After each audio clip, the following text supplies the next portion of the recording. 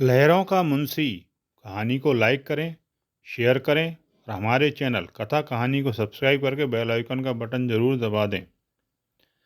1857 की क्रांति के बाद मची उथल पुथल में ब्रिटिश सरकार ने भारत का नियंत्रण अपने हाथ में ले लिया। उन दिनों ब्रिटिश सरकार नई नई ही आई थी। ईस्ट इंडिया कंपनी एक सामान्य कंपनी बनकर रह गई थी। कामशास्त्री ब्राह्मणों के ग्राम केरटा का एक मुंशी था। कामशास्त्री मामूली आदमी न था, बहुत ही चालाक था। वह नजराना और शुक्राना के नाम पर हर किसी से रिश्वतें लिया करता, हर किसी से लेता, किसी को भी ना छोड़ता। उस गांव में एक कलेक्टर की भी कुछ भूमि थी। उसने उस भूमि का कर चुकाने के लिए कुछ रुपए भेजे। मुंशी ने यह कहकर वह राशि वापस कर दी कि यदि उसका नजराना या शुक्राना यानी घूस ना दी गई तो वह उसे जमा नहीं करेगा। कलेक्टर ने बहुत कोशिश की पर कोई फायदा ना हुआ। उसी समय गांव के कई लोगों ने एक फरियाद की कि यह मुंशी सभी से घूस लेता है, हम इसके मारे तंग हैं। फरियाद रेवेन्यू बोर्ड के बड़े बड़े अफसरों के पास गई। एक प्रति लंदन के प्रीवी काउंसिल के पास भी भेजी गई। इस तरह के आदमी से तहलका मच सकता है और यह अव्यवस्था फैला सकता है। और न्याय और व्यवस्था के लिए नई नई ब्रिटिश सरकार समर्पित थी। इसलिए यह निर्धारित करने के लिए कि इस व्यक्ति को क्या सज़ा दी जाए, एक कमेटी बैठाई गई। यह निर्णय किया गया कि 1 साल तक महासमुद्र में एक द्वीप में उसे छोड़ दिया जाए और 1 वर्ष तक जितनी भी रसद जरूरी हो उसे दे दी जाए। यह निर्णय जब भारत के गवर्नर के पास पहुंचा तो मुंशी को भी सूचना मिली। उससे कहा गया कि जरूरी रसद के लिए वह दरख्वास्त दे।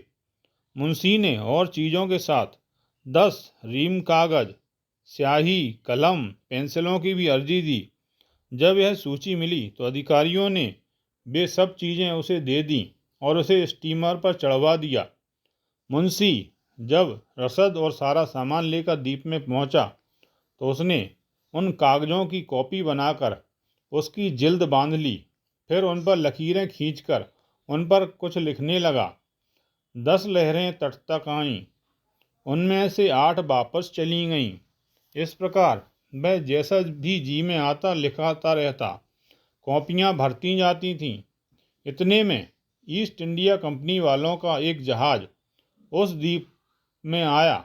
मुंशी ने उसे रोका और 100 रुपये की रसीद देकर उसने चीज़ें लाने के लिए कहा। स्टीमर के चालक अंग्रेज ने पूछा, यह रसीद क्या है, तुम कौन हो? जब तक ये दे नहीं देते स्टीमर बंदरगाह से हिल नहीं सकता।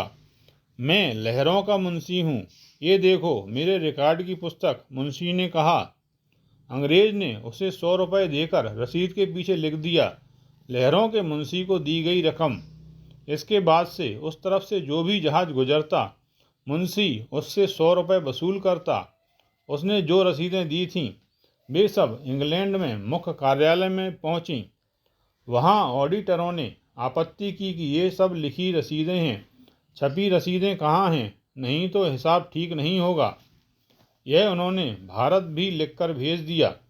यह पत्र जब वहाँ के जिला कलेक्टर के पास पहुँचा तो पूछताछ करने पर मालूम हुआ कि रसीद देने वाला वह कामशास्त्री ही था जो घूस के लिए समुद्र के एक द्वीप में सजा भुगत रहा था।